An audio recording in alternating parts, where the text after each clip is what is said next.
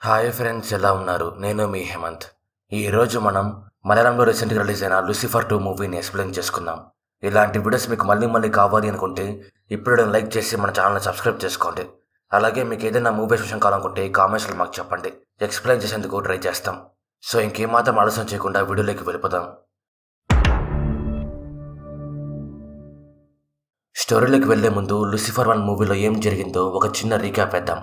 కేరళకి సీఎం అయిన పీకే రామదాస్ చనిపోవడంతో స్టోరీ స్టార్ట్ అవుతుంది. తనకి తన భార్యకి ఒక కూతురు ఒక కొడుకు ఉంటారు. పేర్లు వచ్చేసి ప్రియదర్శిని జతిన్. జతిన్కి జన్మనిచ్చేటప్పుడే పీకే రామదాస్ భార్య చనిపోయి ఉంటుంది. కానీ ప్రపంచానికి తెలియని ఇంకో విషయం ఏమి అంటే, అందరికీ తెలిసిన పీకే రామదాస్ భార్య తన మొదటి భార్య కాదు, రెండో భార్య. తన మొదటి భార్యకి ఒక కొడుకు ఉంటాడు. తన పేరు వచ్చేసి స్టీఫెన్. స్టీఫెన్ వాళ్ళ అమ్మ చనిపోయేసరికి రామదాస్ స్టీఫెన్ని పిలుచుకొని వాళ్ళ ఇంటికి వస్తాడు. అది తన రెండో భార్యకి నచ్చక జతిన్ని కడుపులో మోస్తున్న రామదాస్తో రోజు గొడవ పడుతూనే ఉంటుంది. ఆ బాధలోనే జతిన్కి జన్మనిస్తూ చనిపోయి ఉంటుంది. దానికి ప్రియదర్శినికి స్టీఫెన్ అంటే అస్సలు నచ్చదు. అందుకు రామదాస్ స్టీఫెన్ని దూరంగా పంపించేస్తాడు. జతిన్కి రామదాస్కి పడక తను వాళ్ళ నాన్ని వదిలేసి అప్రాడు వెళ్ళిపోతాడు. అందుకు రామదాస్ చనిపోయినప్పుడు కూడా తలకూరి పెట్టేందుకు రాడు. అందుకే ప్రియదర్శినినే తలకూరి పెడుతుంది. ప్రియదర్శినికి పెళ్ళయ్యి ఒక కూతురు ఉంటుంది. కానీ తన భర్త ఒక యాక్సిడెంట్లో చనిపోయేసరికి మళ్ళీ ఒక సంవత్సరంలోపు బాబీ అని ఒక అతన్ని పెళ్లి చేసుకుని ఉంటుంది. బాబీ ఒక దొంగ నాయలు. తను తన క్రిమినల్ యాక్టివిటీస్ చేసుకోవడం కోసమే ప్రియదర్శిని పెళ్లి చేసుకుని ఉంటాడు. ఈ విషయం రామదాస్కి తెలిసినా తన కూతురికి బాబీ అంటే ఇష్టమని ఏం చేయకుండా వదిలేస్తుంటాడు. కానీ ఒకవేళ తను లేకపోతే తన కూతురికి ఎవరో ఒకరు తోడుండాలి అని 26 సంవత్సరాల తర్వాత స్టీఫెన్ని మళ్ళీ వెనక్కి రప్పించి తన్ని సీఎంని చేసిన నడింపల్లి అనే ఊరికి తన్ని ఎమ్మెల్యేగా చేస్తాడు. అది ప్రియాకి ఏమాత్రం నచ్చదు. కేరళలో లేని 26 సంవత్సరాలు స్టీఫెన్ ఏం చేశాడు అని ఎవ్వరికీ తెలీదు. అసలు తను ఎవరు అంటే, ప్రపంచాన్నే కంట్రోల్ చేయగల ఒక అండర్ వరల్డ్కి తను రాజు. అక్కడ తన పేరు ఖురీషీ అబ్రహాం. తన గురించి ఏమీ తెలియక కేరళలో ఉన్న కొంతమంది తనని లూసిఫర్ అని పిలుస్తూ ఉంటారు. జయద్ తను స్టీఫెన్కి తమ్ముడు లాంటివాడు. తన కోసం ఏమైనా చేస్తాడు. బాబీ కేరళ మొత్తం తన కంట్రోల్లో పెట్టుకోవాలి అని జతిన్ని కేరళకి పిలిపించి తన్ని కేరళకి సీఎంని చేస్తాడు. ఎవరికి తెలియని విషయం ఏమి అంటే, తన క్రిమినల్ యాక్టివిటీస్ని చేసుకోవడం కోసం బాబీనే ప్రియదర్శిని మొదటి భార్యను చంపేసి వాటికి అడ్డం రాకూడదు అని వాళ్ళ నాన్న కూడా చంపేసింటాడు. అలాగే ప్రియా కూతురికి డ్రగ్స్ అలవాటు చేసి తన్ని ఒక సెక్స్ టాయ్ లాగా వాడుకుంటూ ఉంటాడు. ఈ విషయాలు మొత్తం ప్రియా తెలుసుకొని వాళ్ళ అన్న స్టీఫెన్కి చెప్తుంది. దానికి తను తన పవర్ మొత్తం చూపించడం స్టార్ట్ చేస్తాడు. నిజానికి జతిన్ బాబీ చెప్పినందుకు కాదు, స్టీఫెన్ చెప్పినందుకు కేరళకు వచ్చి సీఎం సీట్లో కూర్చోయింటాడు. స్టీఫెన్ బాబీని చంపి పీకే రామదాస్ కోరుకున్నట్టే కేరళని ప్రశాంతంగా మారుస్తాడు. తను కేరళ నుంచి వెళ్ళిపోతూ నా అవసరం కేరళకి మళ్ళీ రాకూడదు అని దేవుని కోరుకొని మళ్ళీ అండర్ వరల్డ్కి వెళ్ళిపోయి ఖురీషీ అబ్రహంగా ఎవరు ఏం తప్పులు చేయకుండా చూసుకోవడం స్టార్ట్ చేస్తాడు. ఇంకా మెయిన్ స్టోరీ విషయానికి వస్తే, సినిమా స్టార్టింగ్లో ఒక లేడీ పోలీస్ ఆఫీసర్ తన టీంతో కలిసి ఎవరినో పట్టుకోవడం కోసం ఒక పాతబడిన చర్చ్ మీద అటాక్ చేస్తుంది. కానీ ఆ చర్చిలో బాంబు పేలి తను అలాగే తన టీంలో ఉన్న అందరూ గాయాల పాలవుతారు. ఈ ప్రపంచంలో ఉన్న అండర్ వరల్డ్ మొత్తం 2 గ్యాంగుల చేతిలో ఉంటుంది. వాటిలో ఒక గ్యాంగ్ చెడ్డ పనులను అడ్డుకుంటూ ఉంటే ఇంకోటి చెడ్డ పనులు చేస్తూ ఉంటుంది. ఈ చెడ్డ పనులు చేసే గ్యాంగ్ పేరు వచ్చేసి షెన్ ట్రయాడ్. అలాగే వాళ్ళని అడ్డుకున్న గ్యాంగ్ పేరు వచ్చేసి అబ్రహాం ఖురీషీ. ఇక్కడ స్టోరీ కొన్ని సంవత్సరాల వెనక్కి వెళ్ళి 2002 ఇండియాలో స్టార్ట్ అవుతుంది. కొంతమంది రాజకీయ నాయకులు వాళ్ళ లాభం కోసం ఇండియాలో ఉన్న మతాల మధ్య గొడవలు పెడతారు. ఈ విషయం తెలుసుకోలేక చాలామంది హిందువులు చాలామంది ముస్లిమ్స్ని చంపేస్తారు. దానికి జయద్ వాళ్ళ నాన్న తన ఫ్యామిలీని అలాగే కొంతమంది ముస్లిమ్స్ని పిలుచుకొని ఒక అవ్వ దగ్గరికి వస్తాడు. ఆ అవ్వ హిందూనే. ఈ రాజకీయాల గురించి అవ్వకి మొత్తం తెలుసు. అందుకు వాళ్ళందరూ దాక్కునేకి తన ప్యాలెస్లోనే ప్లేస్ ఇచ్చి ఇదంతా చేస్తోంది హిందువులు కాదు, రాజకీయ నాయకులు అని వాళ్ళకి అర్థమయ్యేలా చెప్తుంది. కానీ అవ్వ దగ్గర పనిచేసే మున్న ఈ గొడవలు మొత్తం స్టార్ట్ చేసిన బలరాజ్కి తమ్ముడు. అందుకు వీళ్ళందరూ ఇక్కడే ఉన్న విషయం బలరాజ్కి ఫోన్ చేసి చెప్తాడు. దానికి తను తన మనుషులతో కలిసి అక్కడికి వచ్చి అవ్వని ఫస్ట్ చంపేస్తాడు. ఆ తర్వాత అందరూ కలిసి వాళ్ళందరినీ చంపడం స్టార్ట్ చేస్తారు. జయద్ వాళ్ళ నాన్న జయద్కి తన చెల్లికి ఏం కాకూడదు అని వాళ్ళిద్దరిని ఒక దగ్గర దాచిపెడతాడు.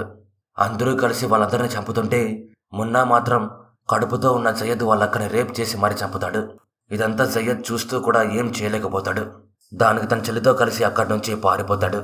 కానీ తన చెల్లి కూడా చనిపోతుంది. దానికి జయద్ చాలా బాధపడుతూ బలరాజ్ మీద మున్నా మీద పగ తీర్చుకోవాలి అనుకుంటాడు. జయద్ లాగా ఫ్యామిలీని కోల్పోయిన వాళ్ళందరినీ పాకిస్తాన్ టెర్రరిస్టులు పాకిస్తాన్కి పిలుచుకొని వెళ్ళి మీ ఫ్యామిలీస్ని చంపింది కొంతమంది కాదు, ఇండియా అని వాళ్ళందరికీ ఇండియా మీద పగని పెంచే పనిలో ఉంటారు. జయద్ కూడా వాళ్ళతో పాటే ఉండి కొన్ని రోజుల పాటు ట్రైనింగ్ తీసుకుంటాడు. కానీ అబ్రహాం ఖురీషీ అలాగే తన టీం ఆ టెర్రరిస్టులందరినీ చంపి జయ్యద్ని అలాగే తనతో పాటు ఉన్న పిల్లలందరినీ కాపాడతారు. అప్పటి నుంచి జయ్యద్ అబ్రహాం కురిషి దగ్గరే ఉంటూ తన కోసమే పనిచేస్తూ ఉంటాడు. అలాగే పిల్లలు ఎవరు టెర్రరిస్టులుగా మారకూడదు అని కురిషి దారిలోనే వెళ్ళి టెర్రరిస్టులను చంపుతూ పిల్లలకేం కాకుండా కాపాడుతూ ఉంటాడు. జయ్యద్ చిన్న వయసులో ఉన్నప్పుడు బల్రాజ్ని చంపాలి అని కోపంతో రగిలిపోతాడు. కానీ కురిషి అబ్రహాం తన్ని ఆపి, నీ పగ తీర్చిన రోజు వస్తుంది, అంతవరకు వెయిట్ చేయని తన్ని ఆపుతాడు. ఇక్కడ స్టోరీ ప్రజెంట్లోకి వస్తుంది. గోవర్ధన్ తను ఒక సిన్సియర్ జర్నలిస్ట్. తను అంత సిన్సియర్గా పనిచేయడం ఎవరికి నచ్చదు అని తనే జాబ్ మానేసి సోషల్ మీడియా ద్వారా నిజాలు మొత్తం బయటపెడుతూ ఉంటాడు. అందుకు బాబీ తన్ని చంపాలి అనుకుంటాడు. కానీ స్టీఫెన్ తన్ని కాపాడి నీలాంటి నిజాయితీ పరులు బతకాలి అని తనకి తన ఫ్యామిలీకి నెడుంపల్లిలో ఉన్న తన ఆశ్రమంలో చోటిస్తాడు. గోవర్ధన్ తన ఫ్యామిలీతో కలిసి అక్కడే ఉంటూ తన పనులు చేసుకుంటూ ఉంటాడు. ఇప్పుడు కార్తిక్ అనే సిఐబి ఆఫీసర్తో కలిసి అసలు స్టీఫెన్ ఎవరు అని తెలుసుకునే పనిలో ఉంటాడు. గోవర్ధన్కి బాబా బజరంగ్ అనే ఒకటి చూపు కేరళ మీద పడింది అని తెలుస్తుంది. కానీ ఎందుకో అని తెలీదు. ఈ బాబా బజరంగ్ ఇండియాలో ఉన్న ఒక పెద్ద పార్టీలో ఒక మెయిన్ పిల్లర్. తను లేకపోతే ఆ పార్టీనే లేదు. ఇదంతా ఇలా ఉంటే జతిన్ సీఎం అయ్యి 5 సంవత్సరాలు అయి ఉంటుంది.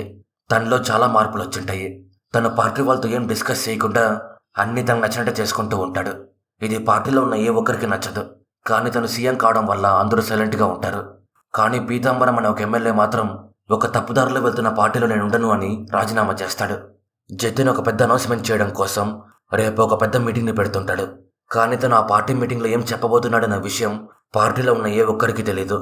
ప్రియదర్శిని అలాగే తన కూతురు జాహ్నవి ఈ రాజకీయాలకి చాలా దూరంగా ఉంటారు. అందుకు జతిన్ చేస్తున్న ఏ విషయాల గురించి తనకి తెలీదు. జతిన్ ప్రియాని వచ్చి కలిసి, నేను రేపు ఒక నిర్ణయం తీసుకోబోతున్నా, నువ్వు దాన్ని క్వశ్చన్ చేయకూడదు అంటాడు. దానికి తను మాట్లాడుతూ, నాన్న పార్టీకి కొన్ని నియమాలు పెట్టాడు, వాటికి ఏం కానంత వరకు నువ్వు ఏం చేసినా అడ్డం రాను అని చెప్తుంది. దానికి జతిన్, నాన్న లెగసీని కంటిన్యూ చెయ్యాలి అని నాకు అస్సలు లేదు, అందుకని నా గుర్తింపు నేనే క్రియేట్ చేసుకోబోతున్నా అంటాడు. పార్టీ మీటింగ్ జరిగే రోజు వస్తుంది. అందరూ జతిన్ ఏం చెప్తాడో విందామని ఎదురు చూస్తూ ఉంటారు.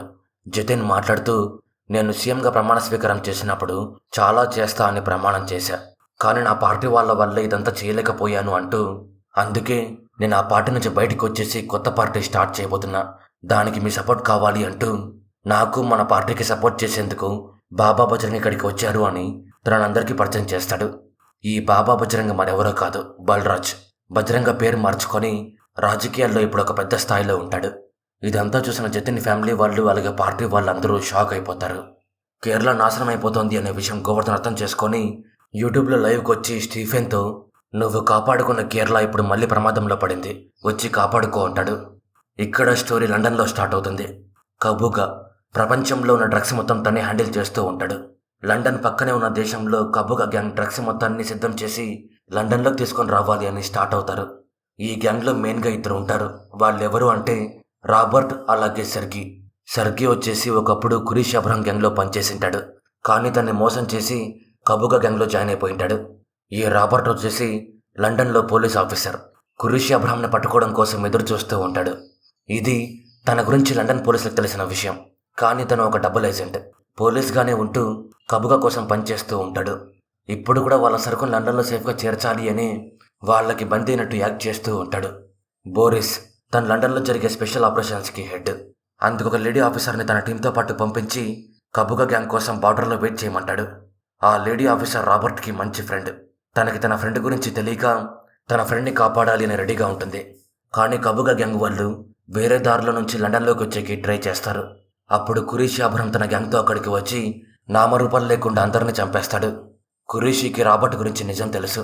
అందుకు తనని మోసం చేసిన సర్గిని బంధించి ఆ రాబర్ట్ని చంపేస్తాడు. అలాగే కబుగాకి ఫోన్ చేసి ఈ డ్రగ్స్ బిజినెస్ ఆపేయి అని వార్నింగ్ ఇస్తాడు. దానికి కబుగా భయపడిపోతాడు.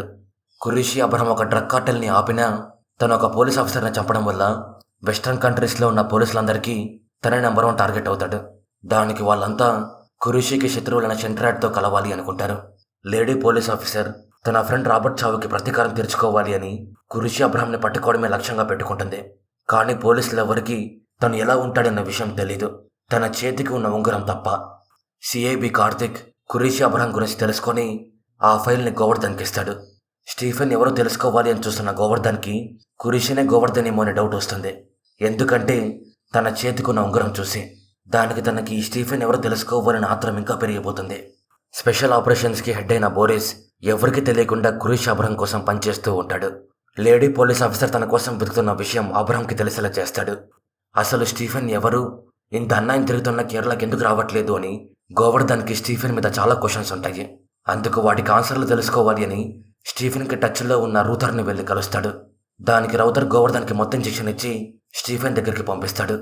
అసలు బల్రాజ్ అలియాస్ బజరంగ్ జతిన్కి ఎందుకు సపోర్ట్ చేస్తున్నాడు అంటే, కేరళలో ఇంటర్నేషనల్ ఎయిర్పోర్ట్స్ దగ్గర నుంచి సముద్రం వరకు అన్నీ ఉన్నాయి. రాజకీయం ఒకటే సరిగ్గా ఉండదు. ఈ టైంలో తను కేరళని కంట్రోల్లోకి తీసుకుంటే కేరళ మొత్తం తన అండర్లో ఉంటుంది అని జతిన్ని సీఎంగా, అలాగే తన తమ్ముడు మున్నాని డిప్యూటీ సీఎంగా పోటీ చేపిస్తుంటాడు. అలాగే స్టీఫెన్ ఎమ్మెల్యేగా పనిచేసిన నెడుంపల్లిలో డ్యామ్ని కొట్టించేసి పీకే రామదాస్ పేరు కేరళలో వినిపించకుండా చేయాలి అనుకుంటాడు. మత్తులో నుంచి బయటకు వచ్చిన గోవర్ధన్ కళ్ళు తెరిచి చూస్తే ఏదో ఒక దేశంలో స్టీఫెన్ అలియాస్ ఖురీష్ అబ్రహం కళ్ళ ముందు ఉంటాడు. గోవర్ధన్కి ఏం ఆన్సర్లు కావాలో స్టీఫెన్కి బాగా తెలుసు. అయినా దేనికి సమాధానం చెప్పకుండా, టైం గడిచే కొద్దీ అన్నీ నీకే తెలుస్తాయి, నిన్ను చాలామంది వాడుకుంటూ ఉన్నారు, జాగ్రత్త అని చెప్పి నువ్వు నా కోసం పనిచేయాలి అంటాడు. స్టీఫెన్ గోవర్ధన్కి చెప్పింది మరెవరి గురించో కాదు, సిఐబి ఆఫీసర్ కార్తిక్ గురించే. తను జతిన్ కోసం పనిచేస్తూ ఉంటాడు. గోవర్ధన్ దగ్గర నుంచి స్టీఫెన్ గురించి తెలుసుకోవాలి అని తనతో మాట్లాడుతూ తనతో తిరుగుతూ ఉంటాడు. జతిన్ కూడా అసలు స్టీఫెన్ ఎవరు అనే విషయం తెలుసుకొని తనకి తన దగ్గర నుంచి ఎలాంటి ప్రాబ్లం రాకుండా చేసుకోవాలి అని తన గురించి తెలుసుకునే పనిలో ఉంటాడు.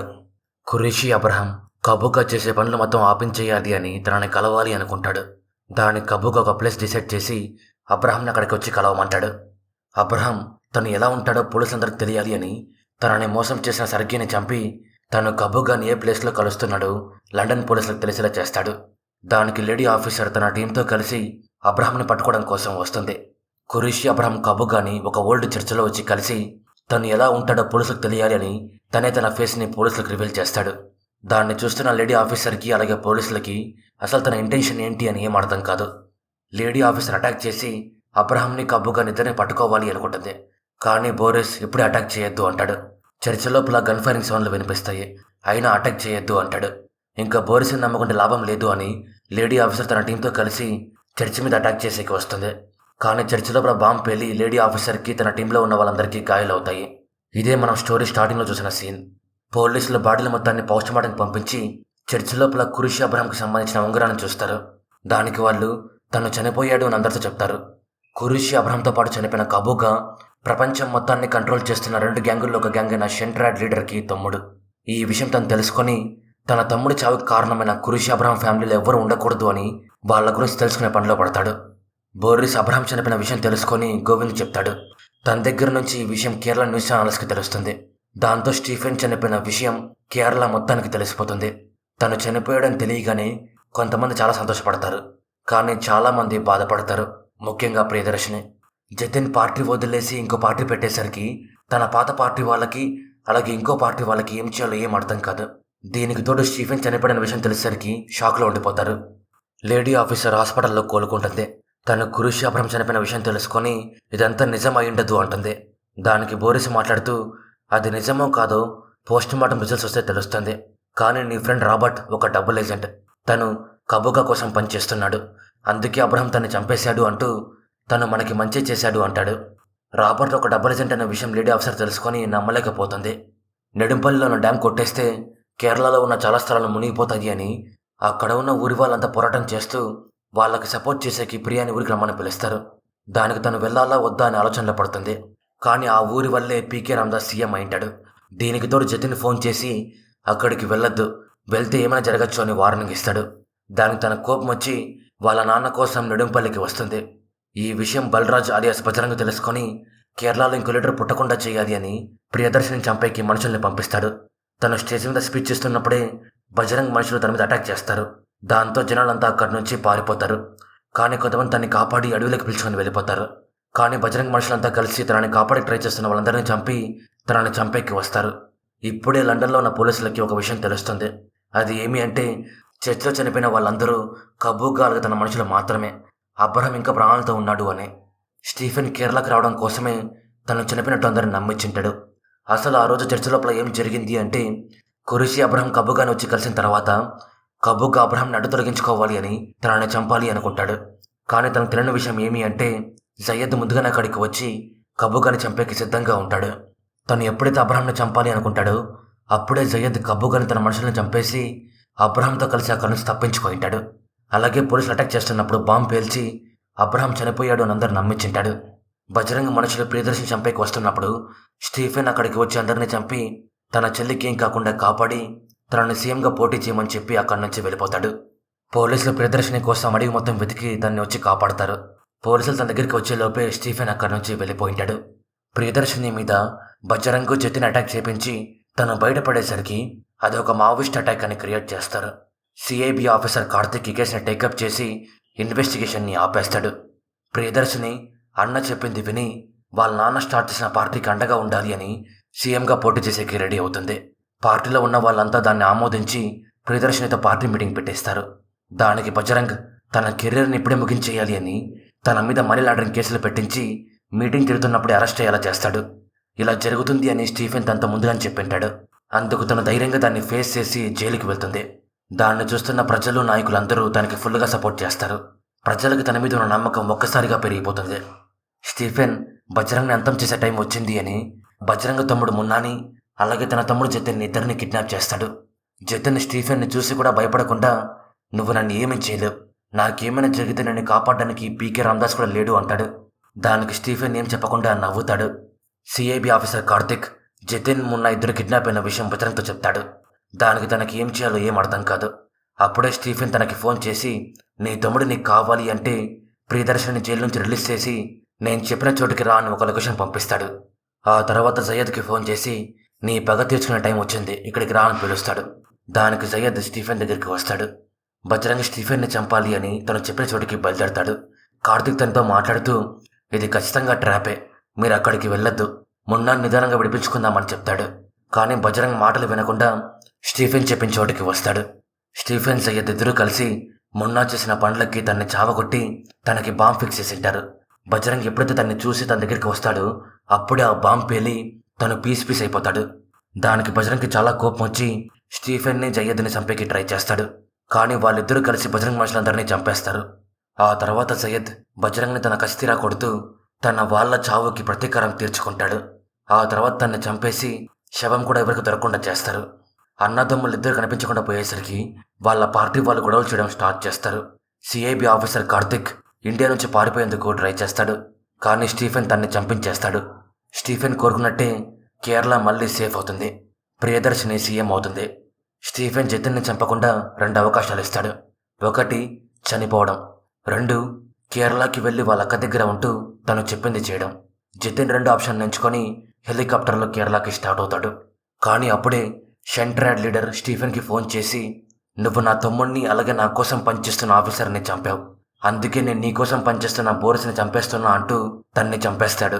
అలాగే తన తమ్ముడు చావుకి ప్రతీకారంగా స్టీఫెన్ తమ్ముడు జతిన్ వెళ్తున్న హెలికాప్టర్ని పేల్చి తన్ని చంపేస్తాడు. దాంతో ప్రపంచాన్నే కంట్రోల్ చేస్తున్న 2 గ్యాంగుల మధ్య వార్ స్టార్ట్ అవుతుంది. ఇక్కడ మూవీ ఎండ్ అవుతుంది. నెక్స్ట్ ఏం జరిగిందో తెలుసుకోవాలి అంటే లూసిఫర్ 3 వచ్చేంత వరకు వెయిట్ చేయాల్సిందే. సో ఇది ఫ్రెండ్స్ లూసిఫర్ 2 మూవీ గురించి. స్టోరీ మీకు ఎలా అనిపించిందో కామెంట్స్లో మాకు చెప్పండి. మీరు అలా చెప్పడం వల్లే ఇలాంటి స్టోరీస్ మళ్ళీ చేయాలో లేదో మాకు తెలుస్తుంది. మీకు ఈ వీడియో నచ్చింటే మీ ఫ్రెండ్స్తో ఫ్యామిలీతో షేర్ చేయడం మాత్రం మర్చిపోవద్దు. అలాగే మన ఛానల్ని సబ్స్క్రైబ్ చేసుకొని మాకు సపోర్ట్ చేయండి. ఈ వీడియోని చూసినందుకు థ్యాంక్స్. మరో వీడియోతో మళ్ళీ కలుద్దాం. అంతవరకు బాయ్.